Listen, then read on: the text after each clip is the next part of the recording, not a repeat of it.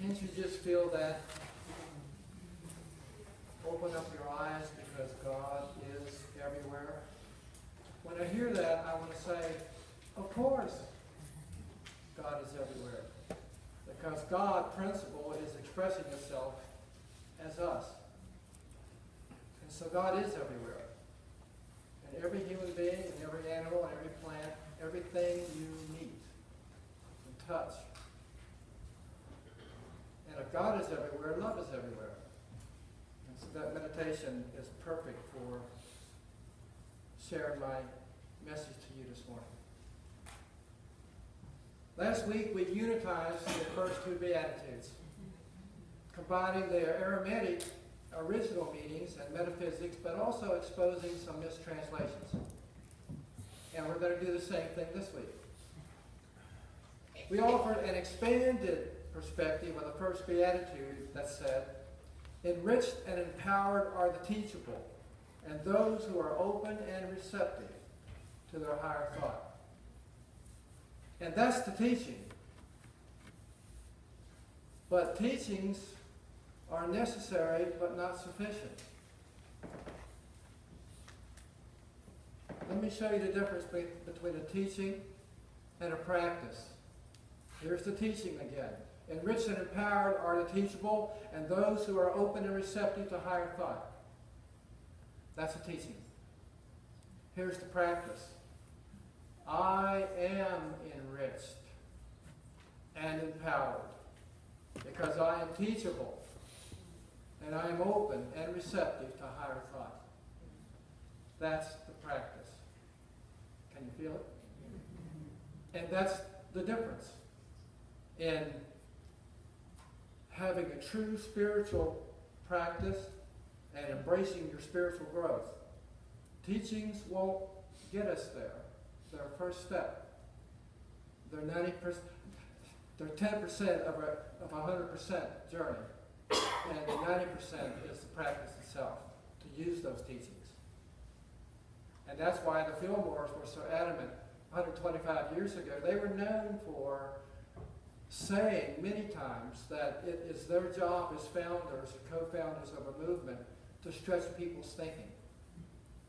And of course, they were stretching people's thinking of the old-time religion. Wanted to get people out of that box. But in many ways, we're still there. And as Cher and I have stretched the Beatitudes outside the old proverbial box, that's what we want very much to do. Because we feel an obligation, a responsibility, a privilege as your ministers to stretch your thinking. The second Beatitude, as we said last week, enriched, favored, empowered are those who yearn for a closer relationship with their divine nature, for they are guaranteed unlimited opportunities for soul growth. That's what the second Beatitude was last week. And that's the teaching. This week we're going to take a meta look at the next two Beatitudes. Are you ready to once again move into deep water? Okay, let's go. The third Beatitude has been totally confused with a Home Depot doormat. When you hear it, you'll know what I mean. And the fourth has become more of a religious platitude than a spiritual attitude. So let's clean them both up. The third Beatitude, as it is generally written, says, "Blessed are the meek, for they shall inherit the earth." Very familiar. We've all grown up on it. As it is normally understood, meek implies resignation, submissiveness, self-abasement even. It suggests a willingness to be seen and not heard, to mindlessly submit to authority, to be predictably cooperative, silent, and compliant.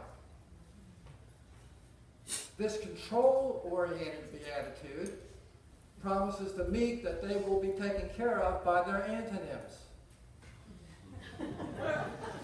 You know, people who are the opposite of meek. Antonyms. People who are headstrong, power-hungry, intractable, cantankerous, and just plain ornery. I'm a fair student of history, and I keep pretty much up with current events, and I can tell you that meek, submissive people, no matter how nice they are, seem to be more followers than leaders. They don't run for president. They aren't usually world leaders or CEOs of mega corporations. They don't coach sports teams. They aren't top-selling salespeople either. It's just not their nature. So what is this beatitude really saying to us? The first clue comes from Yeshua, the man called Jesus himself. He was an adept who revolutionized the world 2,000 years ago. The Beatitudes come from a spiritual leader who blasted the religious authorities of his day, who was outspoken, who reinterpreted Jewish law, who became one with his Christ nature, and told us that we could all do the same. Clearly, that doesn't sound like a man who encouraged us to be submissive, and compliant, and seen, and not heard. That wasn't his nature. And he's suggesting that that's not our nature either. So as you might have guessed, the word meek is an intentional mistranslation. It is a categorical, manipulative statement. Did I say categorical, manipulative statement? Well, it is. The more accurate translation of the Aramaic word praeses, P-R-A-E-I-S, has an undeniable, incontrovertible, unarguable connotation of non-resistance, or unrestrained receptivity, or broad-mindedness. A little bit different from our interpretation of meek, wouldn't you say? And earth, as it is used in this beatitude, means our waking consciousness. So inherent to earth has nothing to do with world conquest and the wars and self-interest and blame that go along with that. It's not what it's talking about. So we believe this beatitude says, enriched and enlivened are those who are broad-minded, who are non-resistant in their receptivity to their innate divinity.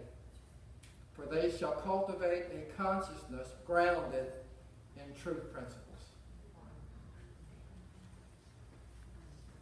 Enriched and enlivened are those who are broad-minded, who are unrestrained in their receptivity to their innate divinity, for they shall cultivate a consciousness grounded in truth principles.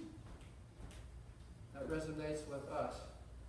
Hope that resonates with you. Now, when you want to control people, you want meek people, compliant people, submissive people. When you want people to be set free, you encourage them to be broad-minded and unrestrained in their receptivity to their greatness. That's the difference in the old beatitude and in the interpreted beatitude. The fourth beatitude, as is generally written, says, blessed are they that hunger and thirst after righteousness, for they shall be filled. Now the key to understanding this beatitude is a correct interpretation of the word righteousness. Knowing that what we know about the nature and character of Jesus, the religious revolutionary, the man who became one with his Christ nature, we do not believe he would have endorsed denominational biases or dogmas or advocated people walking around with pious grins on their faces, which is what he was used to 2,000 years ago. Righteousness, metaphysically interpreted, means right thinking. Thinking grounded in truth principles. It implies keeping our thoughts at a spiritual octave. So we believe the fourth beatitude says this: enlightened are those who are well-grounded or have grounded their thinking in truth principles, for they will actualize their Christ potential. Enlightened are those who ground their thinking in truth principles, for they will actualize their Christ potential. Now these two unitized interpretations are the ones that resonate the most with Cher and I. And there's something we want to say about our metaphysical interpretations. They are aggressive, as those of you who know. They are simply, though, an interpretation and not the definitive interpretation of Scripture. They are simply Cher and Billy's versions based on our own growth and understanding and metaphysical knowledge. As we grow, we gain new insights, and our interpretations will change too. 100 years from now, an hour from now, a week from now, our interpretations will change because we will have grown, as you will have grown. You know, there are over 200 to 300 interpretations, standard translations of the Bible. And you probably got your favorite version. Well, wouldn't it be nice one day if we had 200 or 300 metaphysical interpretations of the Bible? Wouldn't that be cool? Your interpretations. That would be wonderful. Just so you know, too, our metaphysical interpretations are well researched and well thought out. They are not just fig Newtons of Cher and my imagination. We put some thought behind them. We take our interpretations seriously because we take your spiritual growth seriously. Charles and Myrtle Fillmore used to change the words in written material to reflect the theology that they called unity theology. Myrtle, by the way, those of you who know Myrtle, was a poet. Well, Myrtle was also famous for changing the lyrics of songs so that the songs would be more appropriate to unity teachings. She upset a lot of people. You can find her lyrical changes, by the way, to songs like Rock of Ages, referenced in James Dillett Freeman's The Story of Unity, page 174 and 175. So you don't have to take my word for it. Any licensed unity teacher who's come along in unity already knows this. I see Shirley shaking her head. It's important. We believe that you wouldn't want us to water down our metaphysical teachings. If we did, it wouldn't be metaphysics, it would be metaphysical. And Cher and I don't do metaphysical, I can assure you. We also take the practical application of metaphysical teachings seriously. Cher's up next, and she's going to do just that.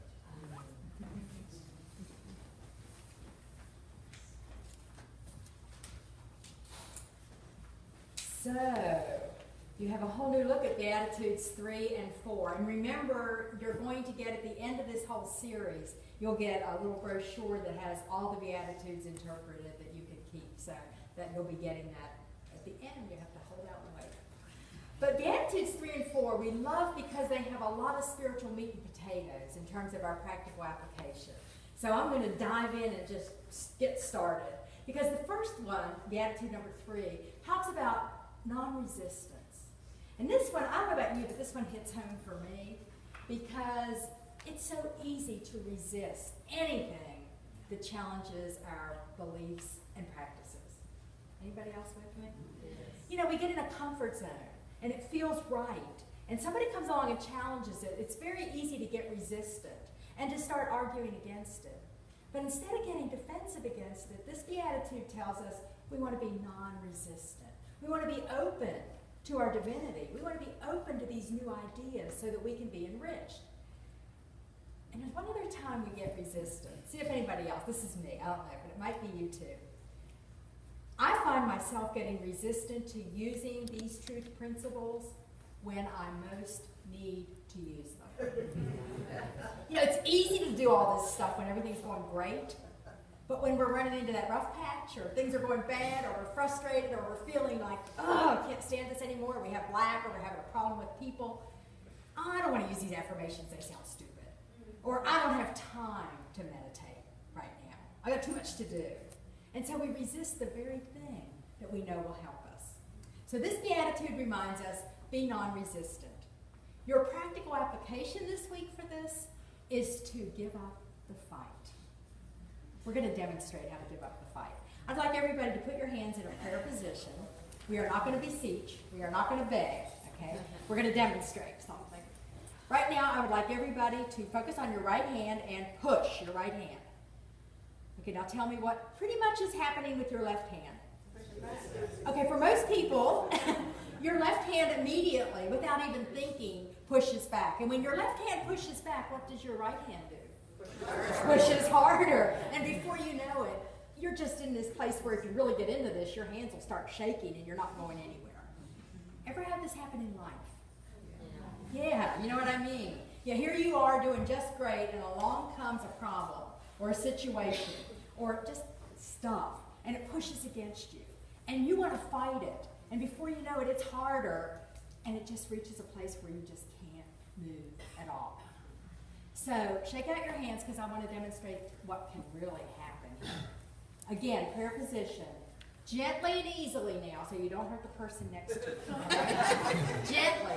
Just push with your right hand without resisting with your left. And what's happening? Movement. Isn't that awesome?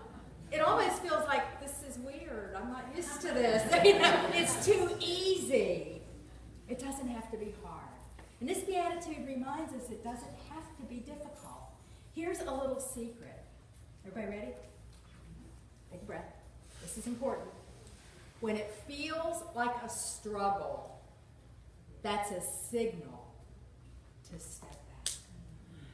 When it feels like a struggle, that's a signal to step back.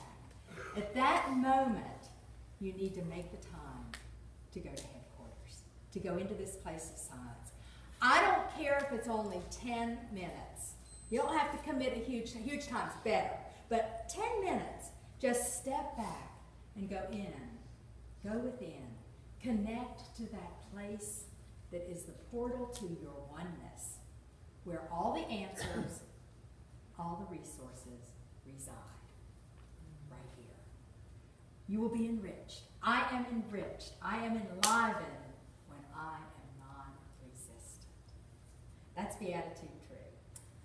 Now we come to Beatitude 4. This is a great one because it says to be grounded in right thinking. Now let's consider that for just a minute. How many of you have heard the phrase, actions speak louder than words? Right? We all know that's true. But there's something even more important. Thoughts precede actions. Thoughts precede actions. Even if you don't always believe this, you might think, I did that without thinking. Science has proven we have that nanosecond that we can make a decision. We get to make a choice. We don't all take advantage of it, as was illustrated by the Daily Word. Sometimes we make poor choices. But we had that moment. They have a name for it, which is really weird, and Bill knows the name for it. Bear shift potential. He's the science one. But it's proven we can do it. So we have that moment to think before we speak. Our thoughts create our choices, and our choices create our actions. So the key here is, what am I thinking? Are you aware of what you're thinking? And so this week we want you to really begin to make a conscious effort to know what's going on up here in your mind. Because you are director of your show. And sometimes we leave it to improv. Anybody do that? What's going on up here? It's just improvisation, and anybody gets to speak up there. You know, you're the director. You get to control it. So we have a technique this week that ties in with that. If you love movies like we do, you know how movies are made. It's very different from Broadway, where you just have to go with the flow because it's live. In movies, they get to keep doing it until they get it the way the director wants. And they have this great little thing called the clapboard. So we're going to imagine a spiritual clapboard. Because in the movies, they get everybody ready, and the director says, take one, action. And they go off and running. And somebody messes up. No worries. Cut. Take two, action. And they just keep doing it until they get it right. So I want you to imagine that in your mind you have this wonderful spiritual clapboard. And every time you are aware of those errant thoughts, those negative thinking, that stuff that's that improv that's just speaking, you know, that self-talk that's not so good, or anything that's making you worry, as soon as you're aware of it, hear it. Take two. And I get to decide what I'm going to say. So this week, spiritual clapboard is your second wonderful technique. And again, there is a little handout you can pick up on your way out that will remind you of these two techniques. Now, as Bill and I were talking about this, we both said, you know what everybody's going to say. They're all going to be sitting there saying, yeah, this sounds great. But Bill and Cher, you guys just do not understand what I'm going through. You do not comprehend what's going on in my life right now. And you know what? You're right. We don't. But we do know that everybody has situations they're dealing with. And we want to leave you with the knowledge that no matter what is going on around you in the world of appearance, within you is that place of peace. And when you have your thoughts grounded in principle, that peace is there. So we want to leave you with a quick story to just kind of nail that home. The story is told about a man who wanted to find a painting that would actually illustrate peace, so that whenever he looked at it, he would feel peace. He couldn't find one, so he decided to run a contest, and he invited people to submit their paintings. So far and wide, all these beautiful paintings came in, gorgeous scenery everywhere. And the pre-judges narrowed it down to 2 pictures. Well, everybody came to observe, and they came and looked at all the paintings that weren't selected, and they're thinking, these were beautiful. What on earth could these 2 look like? So the first painting was unveiled, and it was this perfect picture of tranquility. Beautiful lake, looked like a glass mirror, and the reflection of the sky and the clouds and the trees were perfect. And there were sheep in the distance grazing in the field. I mean, it was the most beautiful picture of peace you could imagine. And everybody's just, oh, this has got to be the winner. And then the second picture was unveiled. And you could hear everybody, what? They thought it was a mistake. Because in this picture, it was dark colors, grays. There was a tumultuous waterfall that was just crashing down over rocks. And there were trees just struggling to get through those rocks. And there were storm clouds in the sky, and you could almost hear the thunder and see the lightning that was about to erupt. You could imagine, you could almost feel the spray of the rain and the waterfall. It was just chaos. And this one tree just stretched out, and it was just touching the waterfall, and the water was crashing over it, and everybody's thinking, how could this be peace? And then you could hear people one by one. Oh, I get it. Because all of a sudden they all noticed in the hollow of that tree, a little bird had built a nest. And that bird was just sitting there with her eyes closed and her wings just spread over her eggs. She was content. She was peaceful. She was totally oblivious to all of the tumultuous chaos around her. That was the picture that won. And that's the picture we want to leave with you in your heart, is that place. No matter what tumultuous chaos is going on around you, no matter what the world of appearance throws at you, when we ground our thinking in truth, we are at peace. So this week, know that you are blessed, you are enriched, you are enlivened, because you are non-resistant, open to what comes. You're feeling. You allow yourself to open to the feeling of acceptance. And then your thinking is right because it's grounded in truth. And you know that all is well because you're walking the spiritual path on practical feet. Blessings.